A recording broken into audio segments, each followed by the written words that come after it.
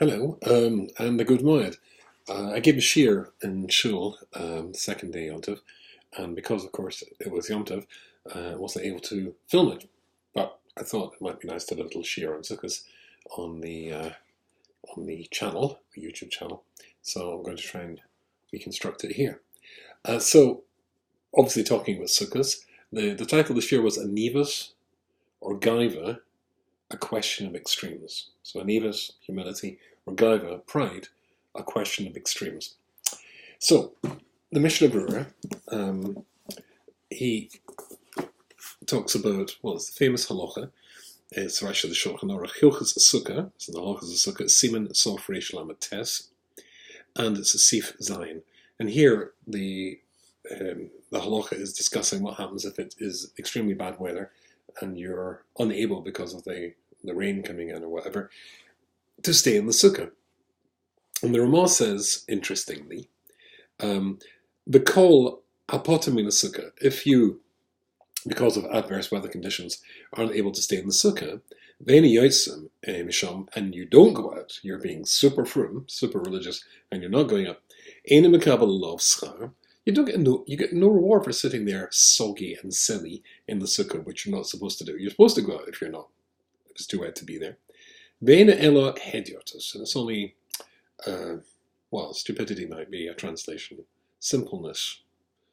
But then the Ramah famously goes on and says the following thing: because yotzim in the sukkah, and when you do leave the sukkah, because it has rained, mekoach geshamim al yabit beyetzer.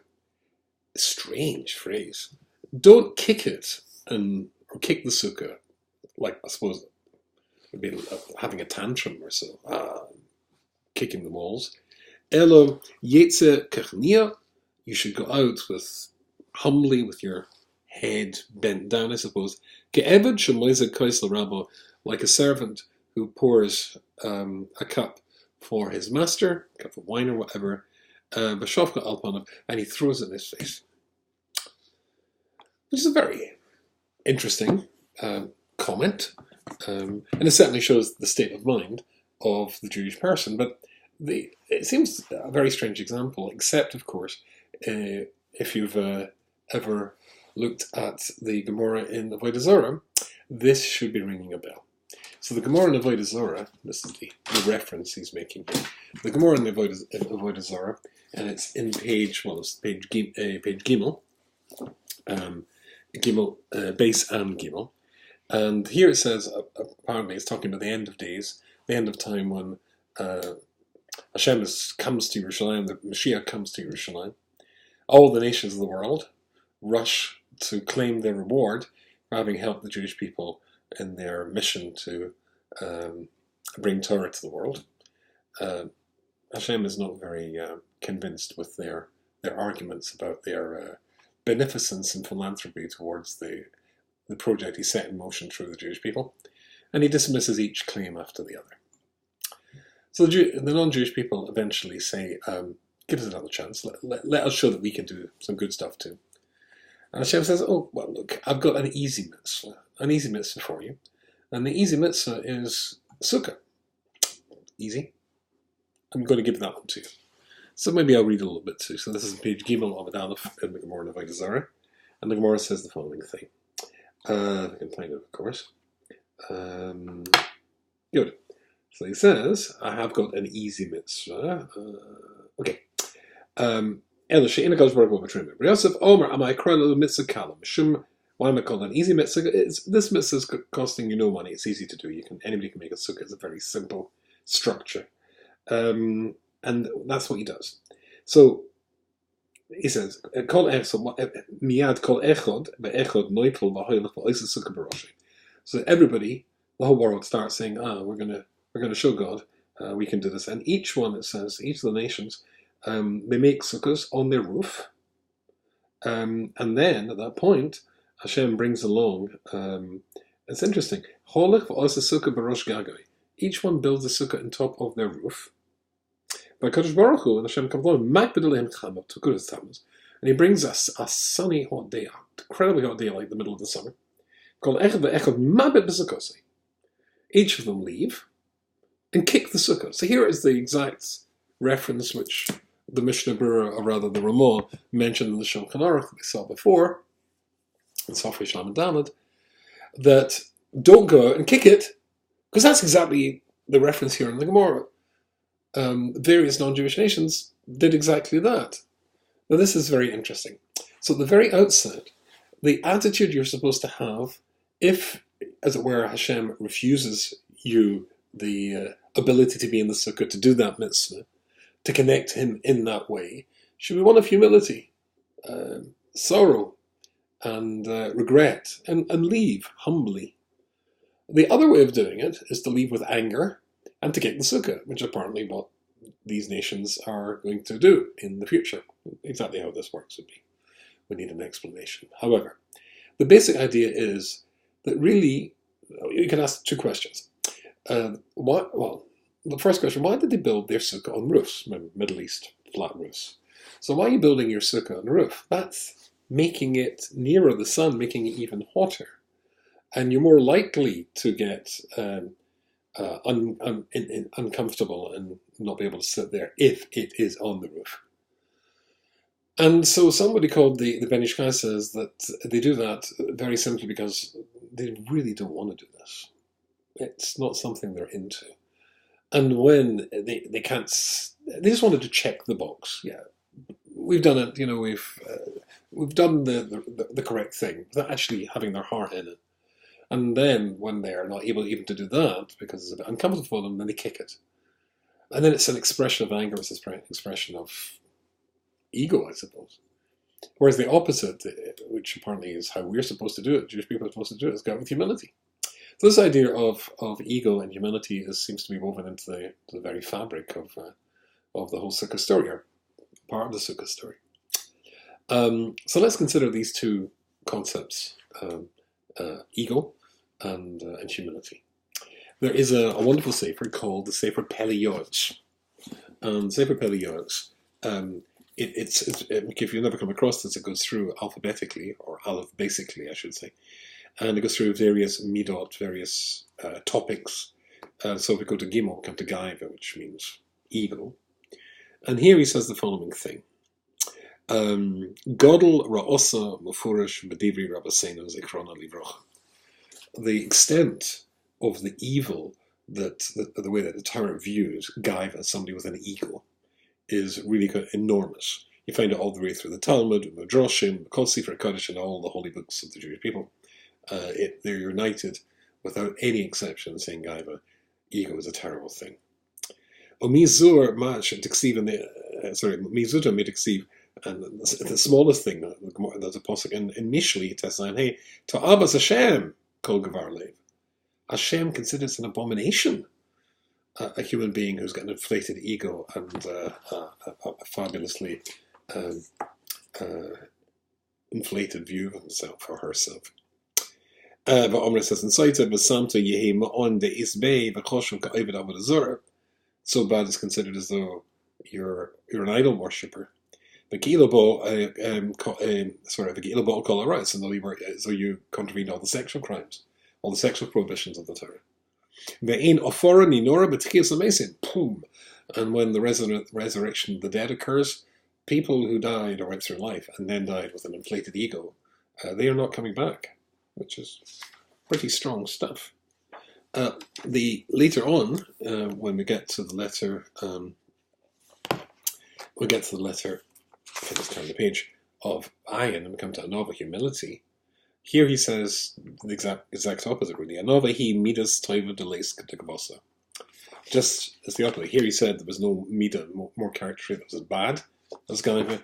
There is no midah which is good as humility. Anova he midah toiva delays katikavosa kamamar b'senuzah. There's no midah which is better than humility. As the rabbis say in Erevin, Anova gadol mikolam. Anova is greater than any other midah. Humility greater than any other human characteristic, any character trait. The Avatar, or Midas Torah, it is the father of all good character traits. And it brings neighbors to follow in his footsteps, and the neighbors are Ahava, love.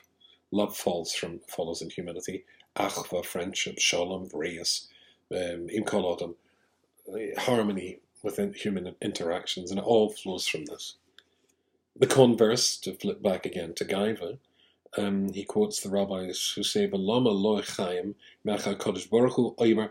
If you're a Baal Gaiva, it's the opposite. It's not called a life because Hashem Himself says, "Anein ani hu yochlim l'dorka echad." I can't coexist in the world. I can't exist in the world. I can't have in my world, or I won't be part of His world if the person we're talking about is a Baal Gaiva, is somebody with a terrible ego problem. And he says something which I found very, very intriguing when I was looking at this. He says, this is so interesting, I'll just read this to you. He says, "B'klal Omer ani she'achiver sefer."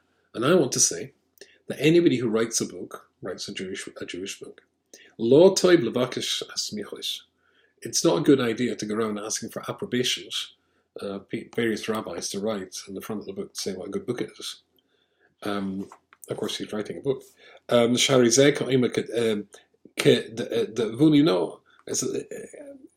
like saying, "Kavduni, give me honor. Write nice things about me at the beginning of the book." But you're supposed to be allergic to inflating your ego. It's such a terrible thing, as we said. Because obviously the whole point of approbation is to say that the author is a fabulous person. And it's a wonderful book. And what a great name I have. He dismissed this. And it occurred to me, I know this book very well, and I've used it many, many times. And I looked, and it never occurred to me. No haskama, no approbations at the beginning of the book. But certainly the idea is, let me go for a tangent for a second. Almost every Jew, I dare to fight with a great tzaddik, the author of the Peliyos. However, I've often said that no book deserves to be in a Jewish bookshelf unless it has haskamas. And that's why people have haskamas. Haskamas are saying that the book is worthy of being there. And indeed, I suppose that writing a book, of course, could lead to Gaiva. And certainly the books I've written, there's no doubt that you get a thrill and enjoyment out of seeing your book in a bookshelf or in bookstores, or people saying, "I enjoyed your book." Yeah, it can lead to Gaiva. But I would still argue that a Jewish book still needs a haskama from various rabbis, great rabbis, saying that this book deserves to be there. And what it's trying to say is that the author embodies the ideas he's writing about. Very often the Mishnah starts off with the words "hu hoyayimer," and that's usually translated as "he used to say." But the literal translation is "hu hoyayimer." He was, and he said. In other words, the author has to be, or at least attempting to be, the ideas, or to manifest or personify the ideas that he or she is writing about. If not, then what's the point? Famous story told about Bertrand Russell, the English philosopher. If I remember, I can't remember if it's Oxford or Cambridge, but he taught one of the two, which means he was one of the brightest brains in the world at his time. And if I remember right, he taught moral philosophy. He lectured on ethics and morals. The irony was, or the paradox was, that he was a moral bankrupt. He was somebody who was hardly lived by the standards that he taught. And in a lecture one day, or so the story goes, apocryphal or not, one of his students takes up his hand and said, "But Professor, you don't practice what you preach." And quick as a whip, he turned around and said, "And to teach mathematics, does one have to be a triangle?" Which, of course, is extremely funny. But from a Jewish point of view, well, the answer is actually almost yes. Now, you can't be a triangle, but you have to at least believe in triangles. And so a Jewish book, I still think, needs to have a haskama, but certainly, leaving that aside, the Peliyos makes it extraordinarily clear how incredibly important it is to develop humility, and what a deadly, toxic thing it is to have Gaiva, to have an ego. I invented for myself a minhag. You're not supposed to do that, actually, but every after I make Havdalah every Motzei Shabbos, I read the famous letter of the Ramban to his son, and it starts off famously, "Shema b'ni Musar Avicha." Listen to the Musar of your father, my son, and I'll teach us Torah Samecha, nor should you abandon the Torah of your mother. And then he goes on and says, "Tis nag Talmud l'daber b'kol rechem anachos." Always speak gently. L'kol odom l'kol ace. To everybody at every time. Zet an also in a cast, and I will make sure you never become angry and kick down your sukkah. She mida rol hach the bine odom, because anger is a terrible thing. And of course it comes from ego. And then he says, "V'kashet also in a cast," and if you protect yourself from anger, tala al libchom midas anova, then it will allow you to develop humility. Shehi mida toiva mikol midas atoivas. Because very just similar as we just have to look at it. It's the most wonderful of all the midas character traits you can develop. Shalem says Ekav and Ava gives Hashem. If you can develop this character trait, then yeah, that's a proper servant of Hashem.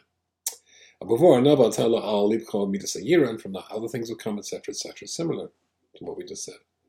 But he goes on, if I skip a little bit, so I jump from here to here. And he says, "Okay, if for us to call Eich Desnag Midas Anava Lechas Botomi." Let me explain to you the sort of practices that you have to get yourself used to in order to develop humility. Kol Rechi V'Nachas. So he repeats, always speak gently. V'Roshka Kofov. And your head should be down, not sort of haughty, with your head up in the air. V'Necha Yabit Lamata L'Oris. And your eyes should be looking down. Focus, keeping to yourself. V'Likwa Lamala. But your heart, it should be pointing up there. Your mind should be in heaven and spiritual matters. And don't look somebody in the eye, aggressively, I suppose, when you're speaking to them. And you should imagine that everybody's greater than you. Everybody's greater than you. And he gives examples how you can see greatness in other people. So the Ramban, incredibly important thing to have in the middle, in the middle of the character trait of another. There's a problem, though, with that, and that is the Rambam. I can find the Rambam. I put it somewhere. Oh, yeah, the Rambam in Hilchos Deos, the Hilchos Deos in Perik Aleph and Halacha Dalet. The Rambam, Maimonides, gives an overarching philosophy and philosophical approach to how a Jewish human being should behave. Haderach Yishara hi mida beinus. The golden rule. The path that you should apply for yourself in every aspect of your life and every character trait is the middle path. Balance. Never extremes. From every single character trait or characteristic of a human being, it should always be the middle path. But he had keeping away from extremes of either extreme. So if that's the case, why are we saying that Gaiva is such a terrible thing? Because if it's a human character trait, which it clearly is, then it's a character trait that surely it should be able to be used in a positive way. And yet we're saying keep away from it, and it seems to be so toxic not to be used. The Rambam himself, incidentally, says that in the second parak. He says there are some midot that you should always go to extremes to keep away from. And again, he cites Gaiva as one of the examples. But if it's a character trait, there seems to be a little contradiction, a little tension between two of the things that Rambam is saying here, because everything can be used positively. That's why it says in Shema, v'kol levavcha. You should serve Hashem with both levavcha, two bases in the word levavcha instead of libcha, your heart, with one base, which would be fine. But it's got two bases, because you're supposed to serve Hashem with your negative side and your positive side. Negative things can be used appropriately. And there are times when it's appropriate to sometimes use Gaiva. What would that be? Well,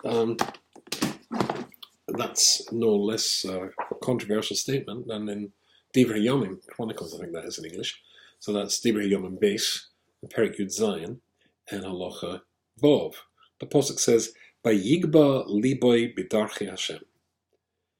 And my heart, or your heart, should be inflated. You should be proud. Vayigba liba, pride. B'darchei Hashem, in the way of Hashem. So, what does that mean? So, there's many commentators here. Let's look at the Metzudas David. Metzudas David says, that means, even if it is the case that you get tons of money, you're an incredibly rich person, and you get covered, you're honored because, I don't know, you're famous in some, you're a great doctor or a great scientist or something.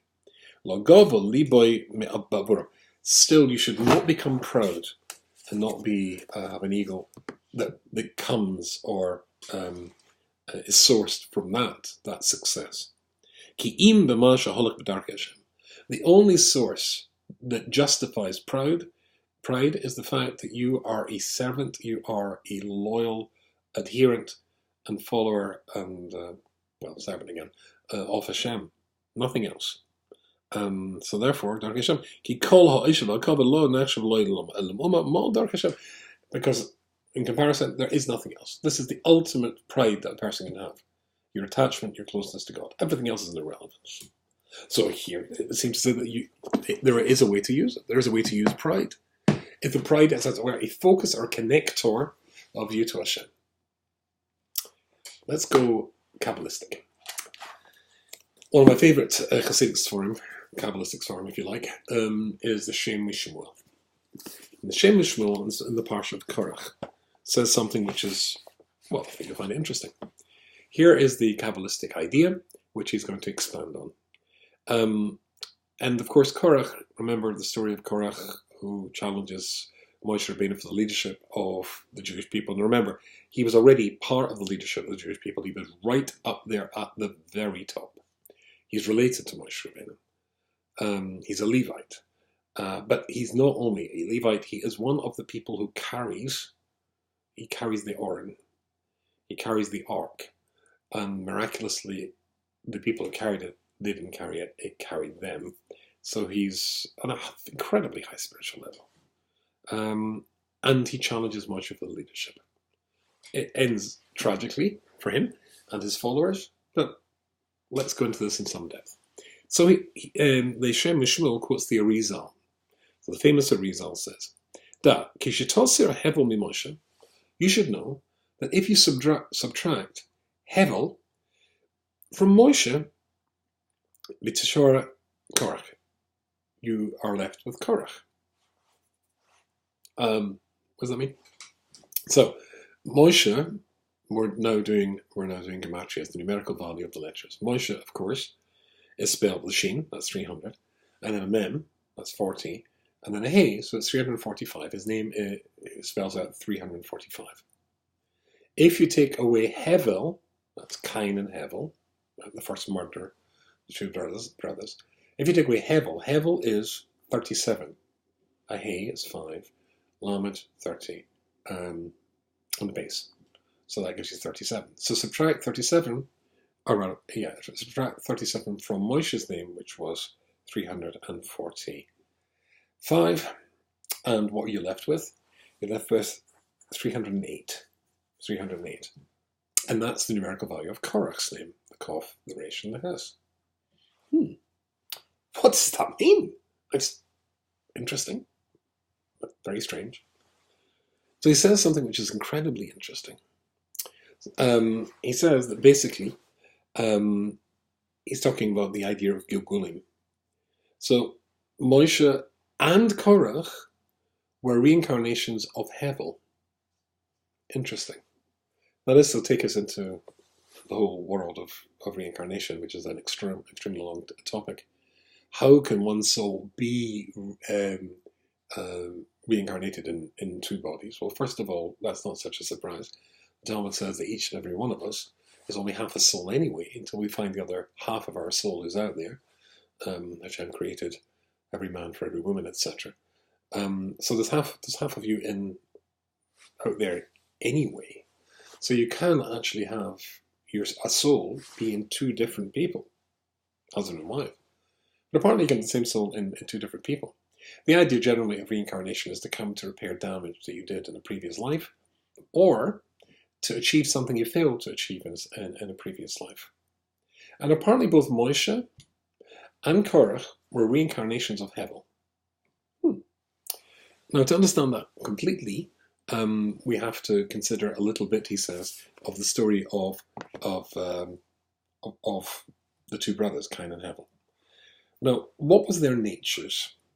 Now, he introduces another famous idea, which is expanded on by Rabbi Dessler, that you are your name. You are your name. I'm afraid I'm going to have to do some illustration here. Oops, I take my little whiteboard, which I've got into my computer to make notes. And if I rub the notes that I've already got there off, which would be useful. That was reminding me to phone somebody, but I did. So I take this, put this under my computer to make little notes and try to keep up with my diary. And he says the following thing. Suppose I wrote the following thing.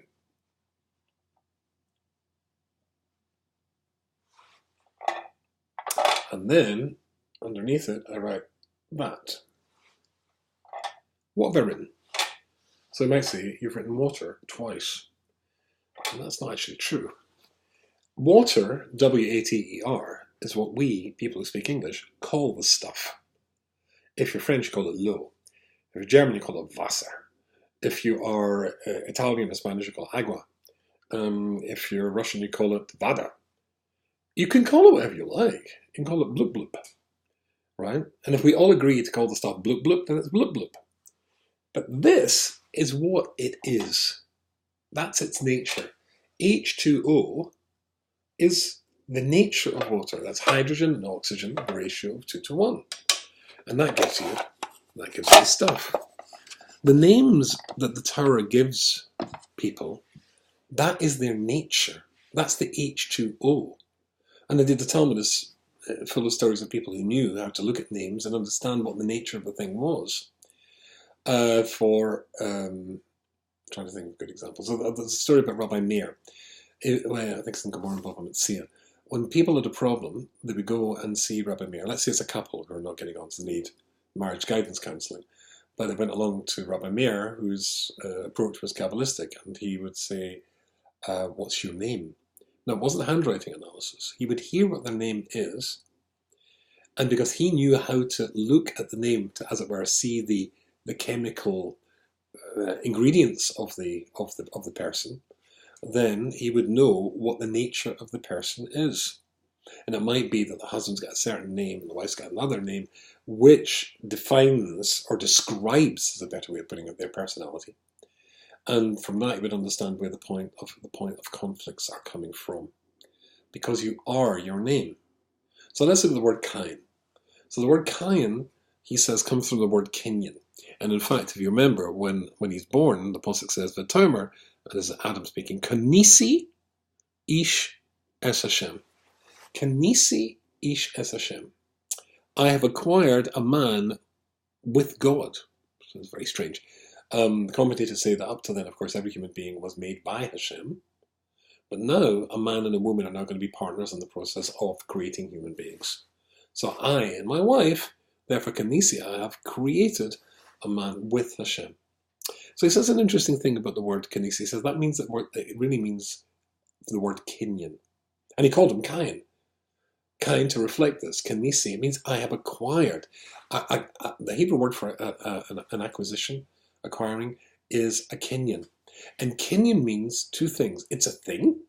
It's a yesh in Hebrew. It exists. An entity. And I'm now changing that entity's identity by maybe acquiring it for myself. So it was yours. Now that thing belongs to me. So therefore, it's a thing. It's a changing thing. And that was the nature of Cain. Cain was, in other words, a doer. He was an instigator. He would change one thing from the other. He's confident. And it was him, if you remember the story, who came up with the idea of offering a sacrifice to God. But there's a bit of ego in Cain. In fact, a lot of ego in Cain. And when he comes up with the idea, that's very nice. But when it comes to the actual offering, he chose something very, very, cheap. Something which was not a generous gift. His brother is called Hevel. And Hevel, he offered something very generous. But it's interesting, Hevel is the opposite. And again, the name is the person. What does Hevel mean? Well, Hevel is a very well-known Hebrew word. And Koheles starts with Hevel, Havol, and Mikol Hovel. It means nothing. And it defines his humility. He sees himself as being a humble man. And indeed, he was a humble man. And remember, if you take Moshe and you subtract Hevel, then you get Korach. We're still going to come to that in a second. Let's talk more about Hevel. Hevel's nature is the opposite of Cain. Cain's the instigator. He's the doer. Hevel's the not doer. In fact, his brother comes up with the idea of the sacrifice. He is the Yiddish word is a Nochschlepper. He goes along, but he never comes up with the idea himself. But surely being a humble person is a great thing. Oh yes, usually it's a really great thing. In fact, Moshe Rabbeinu was the humblest man who ever lived. And Moshe Rabbeinu is a reincarnation, as we said, of Hevel, as is Korach. But there's a negative side. There has to be a negative side because he was killed. And you only ultimately get killed if there's some kitrug, some complaint in Shemaim against you. What complaint could there possibly be against Hevel? And the answer is to be a humble man is absolutely wonderful, but there's a negative to that. Then you won't do. You won't instigate. You won't create. You're not a creator. You're not a changer. You're not taking one thing and changing it to a different status. That was a Cain approach. One which is fraught with danger because if I'm doing this and I'm creating and I'm building, then you start to see yourself as being the architect and the builder of it all and sort of like factor God out of it, which is exactly in the contradiction with the brothers, what Cain said to Hevel when he lost his temper. There is no God, there is no punishment, there's no world to come. It was all about him then. But Hevel's a very, very humble man, which is great, except that you're not going to be able to be an instigator. And therefore they're going to come back. And when they come back, now 37 is the numerical value of Hevel. And Hevel had already had 37 perfected parts of his personality. That means that if you take that away from Moshe Rabbeinu, then as we said, what do we have left? Then we've got the bits of Moshe Rabbeinu that still has to be perfected. And that was, how many bits? 308. And Moshe Rabbeinu perfected the rest. In the second trip to the planet, then he perfects those bits of his personality, maintaining his basic structure of being a humble person, but overcoming the limitations that sometimes being a humble man will place on himself. Oh, it's not to me, I can't do this sort of stuff. Incidentally, false humility is still false humility. And I'm invited to speak to audiences, sometimes 1,000 people. I never go, me? That's just a lie. I know I can do this. I know because people pay me to do this. It's what I do for a living. So that would be a lie. If God has given you talents, then your job is to recognize the talents, then bring those talents and the gifts that He gave you, remember He gave it to you, to help other people, other human beings, Jewish people or whatever. So that's using it positively. So Moshe Rabbeinu now, Hevel back again, perfects those unperfected bits that Hevel didn't do the first time. And you see that quite clearly. It says in the Torah, he writes down, that Va'ish Moshe, and Moshe was the humblest man who ever lived. It sounds a bit strange, but it's not, because he was the humblest man who ever lived. He knew that. But that humility, at the same time, was humility that did not anchor him to inability to change. The second time, he's humble, but he challenges Pharaoh. He liberates the Jewish people, takes us to Har Sinai, gets us the Torah, sustains us and keeps us going for 40 years to be the rabbi for the whole Jewish people for 40 years. That's quite an achievement. Quite a lot of fights, quite a lot of things to innovate. So he's able to do it in a positive way. How? Vayigba liba b'derech HaShem. The passage we had from Divrei Yomim. It's possible to take Gaiva, and as long as you constrain it within Derech HaShem, and you're using it for Derech HaShem, then fine. And Moshe Rabbeinu did that and perfected himself. Korach's the same story. He's also got to perfect these 308 parts, which have not yet been fulfilled. How's he going to do that? He had a different approach. His different approach was to copy or to absorb some of Cain. Some of Cain's approach. But we already saw Cain's approach was very dangerous because it's unbridled ego. And he thought that you can, and the Rambam says this. The Rambam famously says that you can go, there's only one time, having established that you should always go in the middle path, but there is one time you can go to an opposite extreme, and that is to remedy the fact you're already at an extreme. Imagine a piece of metal. You take the metal and it's bent that way. How do you straighten it? Not by doing that, because it's bent down again. You have to take it around there, hold it there, and then it'll come back to the middle. So his approach, Korah's approach, also trying to perfect himself, was to absorb Gaiva, the approach of Cain, and that, of course, is not B'derech HaShem. It failed the last time, and therefore that corrupted him, and that was the challenge. But again, you see from this that there are times, there are ways to use ego in a positive direction, in a positive way. So all midos can be used positively, even Gaiva, as long as it's B'derech HaShem, as we said. And I found this out early on in my own path, that there are times when you have to, as it were, liberate Gaiva a little bit. When I left Gateshead, I was in Gateshead Shiur for 7 years. And when I was there, after I finished there, I moved to Connell in Liverpool.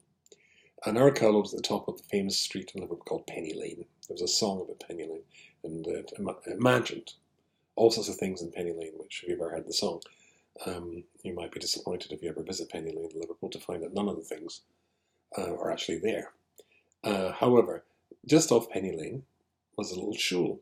It's called Nusach Ari, and it must have been founded by, I suppose, Lubavitchers who come to the country, or people with a connection to Lubavitch, because their Seder follows a slightly different form of where it's called Nusach Ari. And so they had this little, it was a house, so a stiebel, and a very small beginning, I think 20 or so, 20, can't remember exactly, 20, 30 men would gather at Shabbos morning. And it was very near where I lived. I lived at just at the top of Penny Lane. And sometimes on Shabbos morning, I would go down there. So the first time I went down there, so they were very excited. There was a rabbi coming, they didn't have a rabbi. And so one of the fellows said, was I aware of the Nusach Ari? I said, yes, I'd heard about them. And they said, please, Rabbi, come and sit at the front. So I didn't feel comfortable sitting at the front. I'm not a sitting at the front type of person. I said, please, Rabbi, sit at the front. I said, no, I'm fine. There was a chair and a table. So I'm quite happy here. And he said, and this was the president of the show, apparently. He said, Rabbi, please, sit at the front. And I said, I'm really quite happy here. And they said, a third time, and this time I could see he was hurt and upset. Rabbi, please sit at the front. I was a rabbi. I mean, I'm a rabbi. It was an honor for them to have a rabbi sitting at the front. Rabbi sit. And I could see that I had to, as it were, concede and stop being humble, although I was genuinely uncomfortable, because it was giving them comfort. And I remember once in the wonderful JLE, the Jewish Learning Exchange in London, I did a Shabbaton there. And after we made Havdalah, there was a big Israeli fellow came up to me, a young man. And he looked very concerned and very worried, scared even. And he explained to me that he just got a message that he'd been called up, and that apparently they were going into Lebanon. And he was in the reserves, so he had to get back to Israel to get to his unit. They didn't actually go into Lebanon, apparently, if I remember rightly at that time, but he was scared. So I said to me, Rabbi, tin li bracha, give me a blessing. And for a split second I hesitated, because I was profoundly embarrassed that he thought that I was the sort of rabbi and the sort of level, spiritual level, that could give somebody a blessing. And then I realized this young man may be going to be putting his life on the line and in real danger. And he needed to feel that I was a rabbi who could give him a blessing. He needed to it would be a blessing to give the blessing. And, just thinking about it when I was saying that Shiur and Yontiv, which I'm trying to reconstruct now, it just occurs to me the Gemara famously says in Kedushin, if somebody is a Rosh Gomer, a really bad person, everybody knows he's a bad person, and he says to women, Harriet Mekudeshesli, Almanas, I marry you, you're married to me, she's willing to be married, Almanas, but on condition, Shani Tzadik Gomer, I'm a complete saint. She's not, he's a Rosh, he's a bad guy. But halachically, there's a suffix whether or not she's married or not. She would have to have a get.